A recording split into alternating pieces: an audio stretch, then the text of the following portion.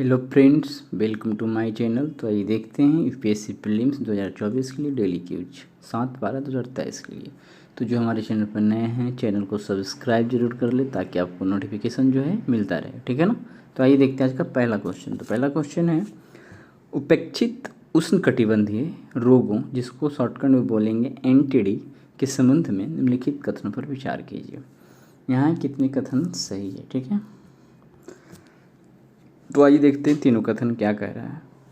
कह रहा एनटीडी विभिन्न प्रकार के रोगजनकों जैसे वायरस, बैक्टीरिया, प्रोटोजोआ और परजीवी कृमियों के कारण होते हैं। तो ये पहला कथन क्या है, सही है।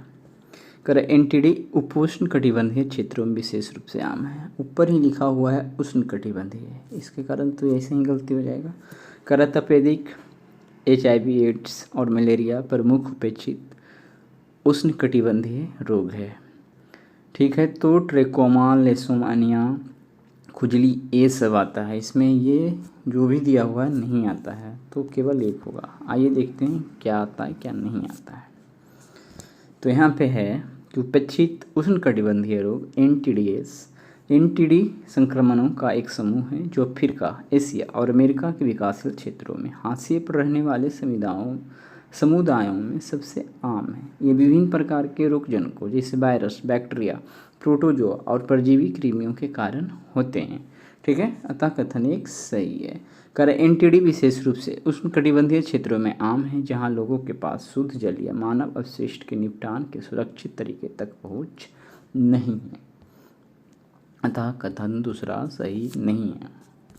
आगे है कि तपेदिक, HIV, एड्स और मलेरिया जैसी बीमारियों की तुलना में इन संक्रमणों पर अनुसंधान और उपचार के लिए आमतौर पर कम धन मिलता है, ठीक है। यहाँ के एनटीडी के उदाहरण है सर्पदंश का विष, खुजली, जमाई, ट्रकोमा, लिस्मेनियासिस और चगास रोग। अतः कथन तीसरा सही नहीं था, ठीक है। आइए देखते हैं आज का अगला क्वेश्चन। तो अगला क्वेश्चन है, निम्नलिखित प्रकार के डार्क पैटर्न पर विचार कीजिए, ठीक है।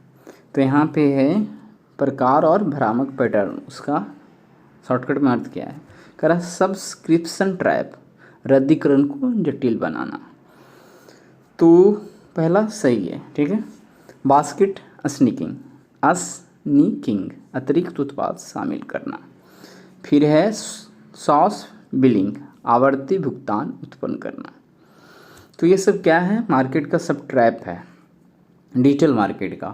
सब्सक्रिप्शन ट्रैप क्या होता है कि किसी ऐप है या फिर कोई चीज़ है, आप उसको सब्सक्रिप्शन तो कर लिए, लेकिन उससे आप निकलना चाहते हैं तो उसकी प्रक्रिया को जटिल बना दिया जाता है कि आप उससे अनसब्सक्राइब कर ही ना सके। तो वो हो गया। फिर है बास्केट स्निकिंग। तो ये क्या होता है, जैसे कहीं पे आप कोई प्रोडक्ट खरीद रहे हैं और जब जिस वक्त आप चेकआउट कीजिएगा, पे करने वाले रहिएगा, उसी वक्त आपके क्या है, कार्ट में क्या है, एक्स्ट्रा कुछ वस्तु जोड़ दिया जाएगा और उसका पेमेंट हो जाएगा। तो वो होता है बास्केट स्किनिंग, कुछ उसी अर्थ में। फिर है सॉस बिलिंग, आवर्ती भुगतान उत्पन्न करना। एक होता है ना कि कहीं कोई पेमेंट किया, वहाँ पे सेटअप हो गया कि बार बार जो है, मान लेते हैं 10 दिन का कोई प्लान है, वो ख़त्म हुआ तो फिर से पैसा कटेगा, फिर 10 दिन की, 1 महीना का, वो चलते रहेगा। तो खुद से वो भी सेटिंग करने का ऑप्शन मिल जाता है, वहाँ पे भी होता है डार्क पैटर्न। तो चलिए ये तीनों सही है, ऑप्शन सी। बहुत सारा टर्म है, 12-13, ये आप भी देखते हैं ध्यान से। क्या है डार्क पैटर्न, जिसे भ्रामक पैटर्न के रूप में जाना जाता है। वेबसाइट्स और ऐप्स द्वारा उपयोगकर्ताओं को ऐसे कार्य करने के लिए नियोजित रणनीतियों को संदर्भित करता है जो उनका इरादा नहीं है, या उन व्यवहारों को हतोत्साहित करता है जो कंपनियों के लिए फायदेमंद नहीं है। कर CCPA ने अपनी अधिसूचना में 13 प्रकार के डार्क पैटर्न को रेखांकित किया है, जो निम्नलिखित है। पहली है झूठी अत्य आवश्यकता। कर इसका अर्थ है तत्काल खरीदारी हेतु प्रेरित करने के लिए तत्कालिकता या कमी की गलत धारणा पैदा करना अथवा संकेत देना, ताकि उपयोगकर्ता को तत्काल खरीदारी करने अथवा तत्काल कार्रवाई करने के लिए गुमराह किया जा सके, ठीक है। ये हुआ पहला प्रकार का। ये सब सिंपल है, समझाने की जरूरत नहीं है। बास्केट स्निकिंग, कर उपयोगकर्ता की सहमति के बिना चेकआउट के समय शॉपिंग कार्ट में अतिरिक्त उत्पाद शामिल करना, जिसके परिणाम स्वरूप अधिक भुगतान प्राप्त किया जा सके। तक युग्म दूसरा भी सही है। कन्फर्म सेविंग ये क्या है, व्यवसायिक लाभ के लिए उपयोगकर्ताओं को विशिष्ट कार्यों के लिए प्रेरित करने हेतु डर अथवा शर्म की भावना उत्पन्न करना। तो ये होता है कन्फर्म सेविंग। कर जबरन करवाई कर उपयोगकर्ताओं को अतिरिक्त खरीदारी अथवा व्यक्तिगत जानकारी साझा करने जैसी आवश्यक कार्रवाई के लिए विवश करना, ये होता है जबरन करवाई। फिर है सदस्यता जाल, कर अधिकरण को जटिल बनाना, विकल्पों को छिपाना या मुफ्त सदस्यता के लिए भुगतान विवरण को बाध्य करना, ये हो गया सदस्यता जाल, जिसको बोल सकते हैं सब्सक्रिप्शन ट्रैप। कर रहा है आगे इंटरफेरेंस हस्तक्षेप, कर उपयोगकर्ताओं को इच्छित कार्यों से गुमराह करने के लिए उपयोगकर्ता इंटरफेस में हेरफेर करना। फिर है प्रलोभन और युक्ति, कर एक निश्चित उत्पाद या सेवा का विज्ञापन देकर प्रायः निम्न गुणवत्ता वाले उत्पाद का वितरण करना। फिर है ड्रिप मूल्य निर्धारण, ये यहाँ पे आ गए। कर कीमतों छुपाना, पुष्टि के बाद उन्हें प्रकट करना या अतिरिक्त वस्तु खरीदे जाने तक सेवा के उपयोग को रोकना। ठीक है, इसको बोलते हैं ड्रिप मूल्य निर्धारण। ठीक है, कोई प्रोडक्ट ऐसा होता है उसका क्या है, लमसम मूल्य बता दिया जाता है, जब उसको आप खरीदने के लिए तैयार हो जाते हैं तो ये लगेगा वो लगेगा, ये खर्च वो खर्च, इस तरह से समझ सकते हैं। कर छद्म विज्ञापन, उपयोगकर्ताओं को आकर्षित व प्रेरित करने हेतु विज्ञापनों को अन्य सामग्री के रूप में प्रस्तुत करना। फिर है परेशान करना, कर व्यावसायिक लाभ के लिए उपयोगकर्ताओं को बाधित और परेशान करने वाली बातचीत में उलझाना। आगे है और भी। फिर क्या है ट्रिक प्रश्न, करा है उपयोगकर्ताओं को गुमराह करने के लिए जानबूझकर भ्रमित करने वाली भाषा का उपयोग। फिर है सास बिलिंग, एक सेवा के रूप में सॉफ्टवेयर मॉडल में आवर्ती भुगतान उत्पन्न करना अथवा विकल्प तीसरा सही है। ठीक है, करा है अवांछित मेलवेयर, नकली मेलवेयर हटाने वाले टूल के भुगतान के लिए उपयोगकर्ताओं को गुमराह करने हेतु रैंसमवेयर और स्केयरवेयर का उपयोग करना। ठीक है,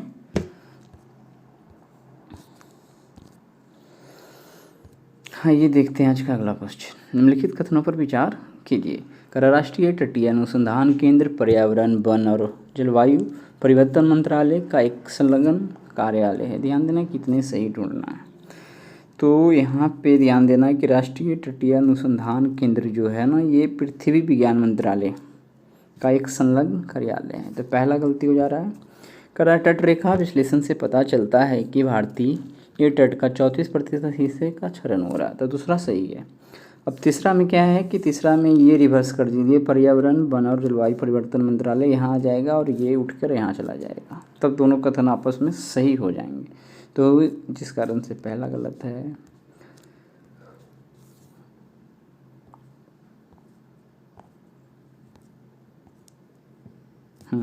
ठीक है, चलिए वीडियो कट करने की जरूरत नहीं।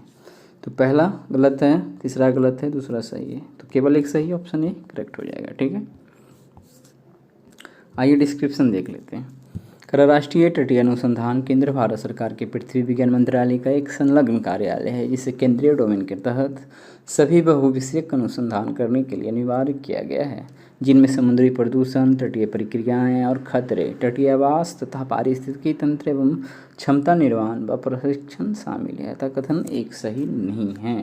कर तटरेखा विश्लेषण से पता चलता है कि 34% तट का क्षरण हो रहा है, 28% के साथ साथ बढ़ भी रहा है और 38% जो है स्थायी स्थिति में है। अतः कथन दूसरा सही था। ठीक है,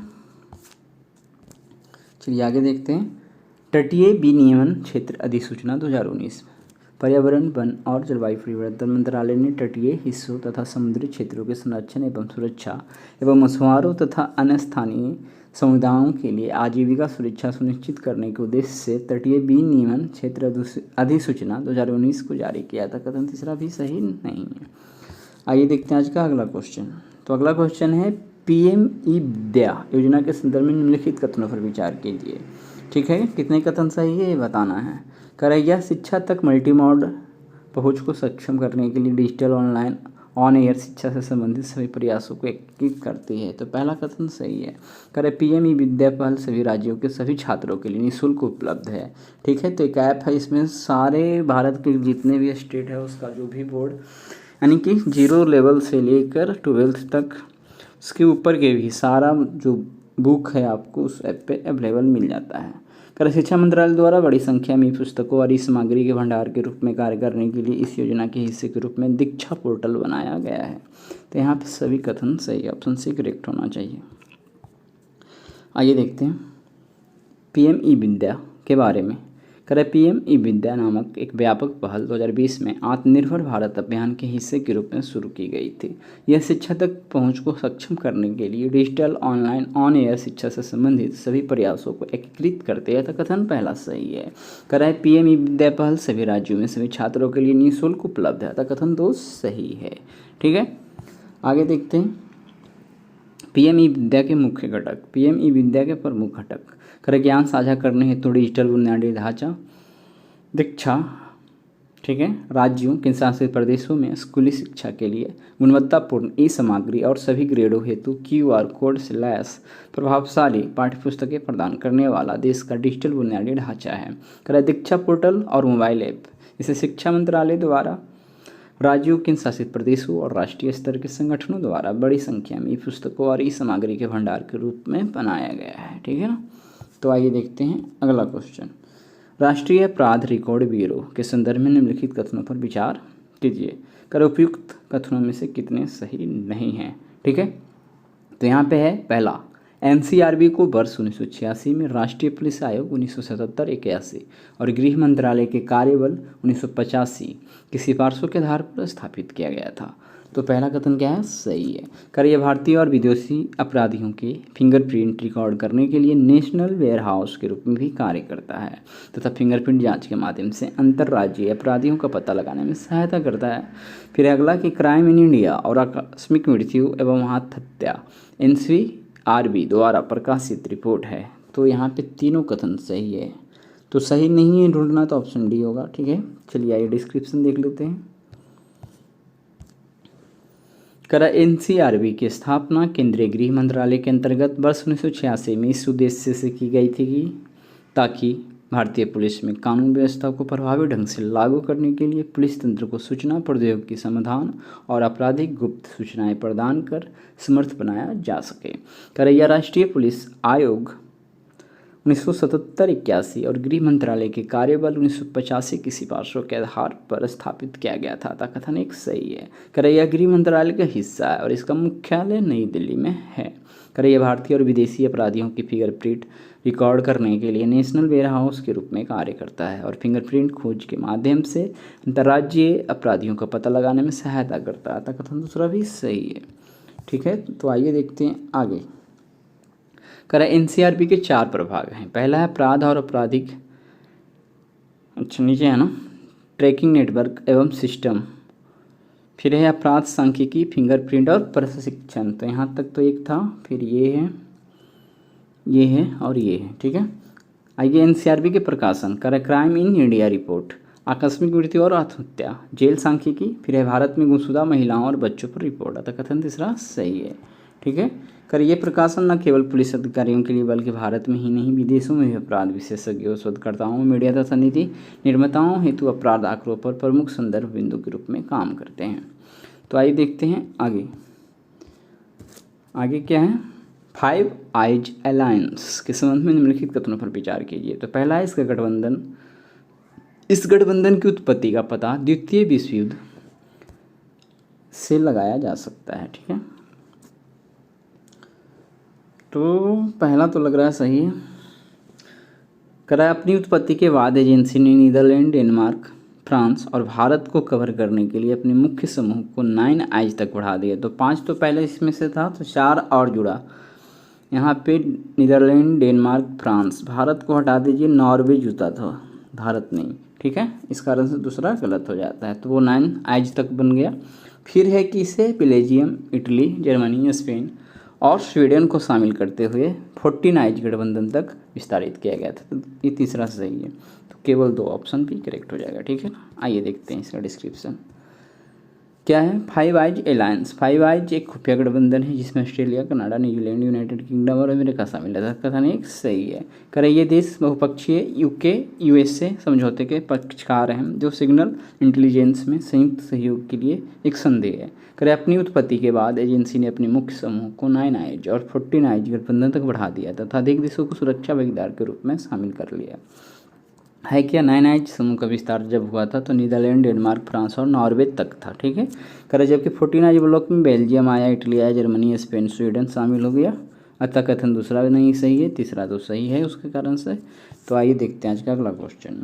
अगला क्वेश्चन निम्नलिखित युग्मों पर विचार कीजिए। विवादित स्थान और देश है तो ऐसे कि वो जो है ना ऐसे है, ऑप्शन ऐसे है। कितने युग्म सुमेलित है तो सुमेलित सामने सामने देखना होता है। ठीक है। तो पहला दूसरा तो इसके कारण गलत हो गया। कुरिल द्वीप समूह जो है, अच्छा हम लोग तो उल्टा बता रहे हैं क्या?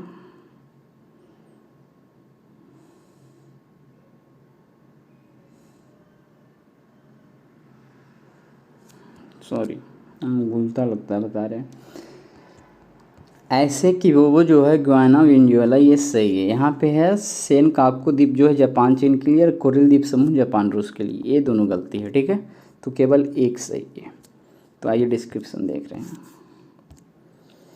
विवादित क्षेत्र ऐसे कि वो कैरिबियाना वेनेजुएला सीमा उपनिवेशिक काल से विवादित रही है। 1840 के दशक में अंग्रेजों ने इसका सर्वेक्षण किया लेकिन वेनेजुएला प्रस्तावित सीमा से असहमत था। 1899 में मध्यस्थता और 1905 में समझौते के बावजूद संघर्ष जारी है। ग्याना ब्रिटिश सरकार द्वारा खींची गई रेखा को स्वीकार करता है जबकि वेनेजुएला ऐसे कि वो नदी के पश्चिम के क्षेत्र पर दावा करता है। वेनेजुएला का तर्क है कि सीमा पर 1899 का पंचाट निर्णय मान्य है, अतः युग्म एक सही सुमेलित है। ठीक है। चलिए आगे देखते हैं। सेनकाकू डियाओयू द्वीप पूर्वी चीन सागर। कर शुरू में चट्टानों और पानी से परे बहुत कम मूल्य के प्रतीत होने वाले सेनकाकू द्वीप जापान और चीन के बीच विवाद का केंद्र बिंदु बन गए जो उनके नीचे तेल और गैस भंडार की खोज के साथ बढ़ गया। 2012 में जापानी सरकार को एक द्वीप की बिक्री से चीन में जापानी विरोध शुरू हो गया। एशिया में चीन के बढ़ते प्रभाव के साथ विशेषज्ञों ने चेतावनी दी कि सेनकाकू तनाव और अधिक महत्वपूर्ण संघर्ष में बदल सकता है। तो युग्म दो सही ढंग से सुमेलित नहीं है। तो और है कुरिल द्वीप का ज्वालामुखी कुरिल द्वीप समूह पर अनसुलझा संघर्ष द्वितीय विश्व युद्ध के बाद जापान और रूस को शांति संधि पर हस्ताक्षर करने से रोकने वाली मुख्य बाधा है। युद्ध के अंत में सोवियत संघ ने द्वीपों पर नियंत्रण कर लिया जिससे विवाद चल रहा था क्योंकि जापान ने सबसे दक्षिण द्वीपों पर ऐतिहासिक अधिकार बनाए रखा, अतः युद्ध संलिप्त नहीं है। ठीक है ना। आइए देखते हैं आज का अगला क्वेश्चन। कर मिजोरम के संबंध में लिखित कथनों पर विचार कीजिए। तो आप इसको मैप की सहायता से समझ लीजिएगा। कर ये भारत के उत्तर पूर्वी भाग में एक स्थल रूढ़ क्षेत्र है। ठीक है। जो चारों तरफ से भूमि से घिरा हो, भूमि वाले राज्य देश जिससे भी घिरा हो, यानी जिसका टच जो है पानी से ना होता हो। इसकी सीमाएं म्यांमार, बांग्लादेश, मणिपुर, असम और त्रिपुरा से लगती है। तो ये पहला दूसरा भी सही है। यह भारत का पहला जैविक राज्य है। तो पहला जैविक राज्य तो सिक्किम था ना, सिक्किम था। तो तीसरा गलत है। तो ऑप्शन ए में 1 और 2 है, ऑप्शन ए करेक्ट हो जाएगा। ठीक है। आइए देखते हैं अगला क्वेश्चन। कर मिजोरम उत्तर पूर्व भारत में एक स्थल रूढ़ भूमि से घिरा राज्य है, अतः कथन एक सही है। इसकी दक्षिणी भाग म्यांमार और बांग्लादेश के साथ 722 किलोमीटर लंबी सीमाएं साझा करता है और उत्तरी भाग मणिपुर, असम तथा त्रिपुरा के साथ घरेलू सीमाएं साझा करता है, अतः कथन 2 सही है। भारत का पहला जैविक राज्य सिक्किम है। ठीक है। अतः कथन तीसरा सही नहीं है। अगला क्या है? शेयर बाजार के संबंध में लिखित कथनों पर विचार कीजिए। तो क्या है? बेयर मार्केट से तात्पर्य ऐसे बाजार से है जहां शेयर की कीमतें लगातार गिरती है। तो ये पहला कथन सही है। फिर है बुल मार्केट से तात्पर्य ऐसे बाजार से है जो बाजार की हिस्सेदारी की कीमतों में निरंतर वृद्धि का अनुभव करता है। तो ये दूसरा सही है। कर बेयर मार्केट के दौरान अर्थव्यवस्था में मंदी आ जाती है तथा बेरोजगारी बढ़ जाती है क्योंकि कंपनियां कर्मचारियों की छटनी कर देती है। तो तीसरा क्या है? सही है। तो कितने सही नहीं है बोल रहा ना, तो ऑप्शन डी हो जाएगा क्योंकि सारे सही है। ठीक है। आइए देखते हैं। कह रहा है शेयर बाजार, बियर मार्केट। बियर मार्केट से तात्पर्य ऐसे बाजार से है जहाँ शेयर की कीमतें लगातार गिरती है। तो कथन एक सही है। कीमतों में गिरावट की प्रवृत्ति निवेशकों की विश्वास दिलाती है कि यह प्रवृत्ति जारी रहेगी, जो बदले में गिरावट को कायम रखती है। बियर मार्केट के दौरान अर्थव्यवस्था में मंदी आ जाती है तथा बेरोजगारी बढ़ जाती है, क्योंकि कंपनियां कर्मचारियों की छटनी शुरू कर देती है। तो कथन तीसरा सही है। ठीक है ना, आगे देखते हैं। करें बुल मार्केट। बुल मार्केट से तात्पर्य ऐसे बाजार से है जो बाजार हिस्सेदारी की कीमतों में निरंतर वृद्धि का अनुभव करता है। अतः कथन दूसरा सही है। यह निवेशकों को सुनिश्चित करता है कि लंबी अवधि में कीमतों में तेजी जारी रहेगी। ठीक है ना, तो आइए देखते हैं आज का अगला क्वेश्चन एंड और लास्ट क्वेश्चन। विश्व व्यापार रिपोर्ट निम्नलिखित में से किसके द्वारा जारी प्रस्तुत की जाती है? तो यहाँ पे ऑप्शन डी डायरेक्ट विश्व व्यापार संगठन के द्वारा। ठीक है ना, आइए इसका डिस्क्रिप्शन देखते हैं। विश्व व्यापार रिपोर्ट। विश्व व्यापार रिपोर्ट विश्व व्यापार संगठन का वार्षिक प्रकाशन है, जिसका उद्देश्य व्यापार के रुझान, व्यापार नीति के मुद्दों और बहुपक्षीय व्यापार प्रणाली के बारे में समझ को बढ़ाना है। ठीक है, अतः विकल्प भी सही है। तो आज हमने 10 क्वेश्चन देख लिया। वीडियो अच्छा लग रहा तो अधिक से अधिक शेयर करें और चैनल को सब्सक्राइब जरूर कर लें। ठीक है, ताकि आपको नोटिफिकेशन मिलता रहे। धन्यवाद।